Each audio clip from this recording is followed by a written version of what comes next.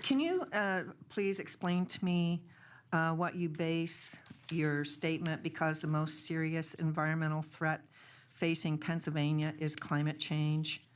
DEP's Energy Office undertakes activities to plan, track, implement, and promote energy efficiency, such as advocating for the use of energy-efficient building codes and energy management systems, renewable energy, and alternative fuels.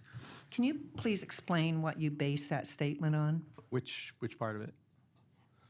The most serious Sure. environmental threat facing Pennsylvania is climate change. Sure. So all of the modeling, all of the science, all of the research shows that we're going to see significant, not just environmental, but agricultural, resource, health impacts, and in fact are already seeing some of those impacts today. The modeling, again, one, has shown that we're going to be seeing these impacts, but two, it's exactly the predictions that we were seeing 10, 15 years ago is what we're seeing in terms of the increased flooding. I think, one of the challenges in talking about this is always that you don't attribute an event to climate change. It's a trend analysis, but we have seen a 10% increase in precipitation. There's another 8% that we're modeled to see between now and 2050, which is just going to, again, increase the impact that we see on communities and on our businesses. Well, thank you. That explains the weather component of that statement, which we all know that a lot of heavy rainfall can obviously result in heavy flooding.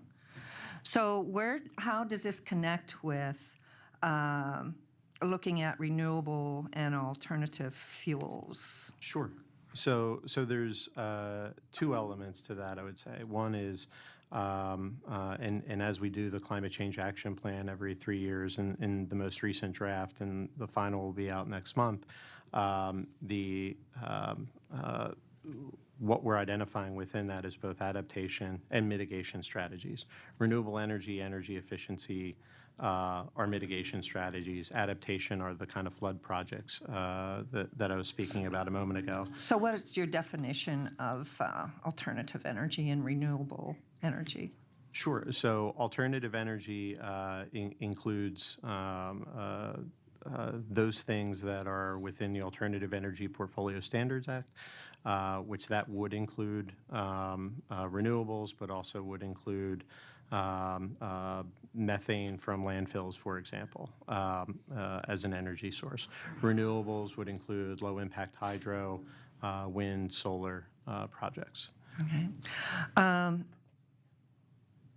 I guess I don't want to take up too much more time. Would you be advocating for taxing those energies, the alternative energies, like the administration has been advocating for a severance tax on the oil and or the natural gas industries? Would the administration, your department, be seeking a severance type tax on wind and solar? We have not advocated any such tax now. The one clarifying thing too, just I think worth pointing out, because it's a question that does come up, when Department of Environmental Resources was split in 1995, there was a state energy office at that point that was placed into the Department of Environmental Protection. So one of the functions we oversee and maintain is as a state energy office, which is a recognition under Department of Energy. So we receive some federal dollars in order to do renewable and energy efficiency programs.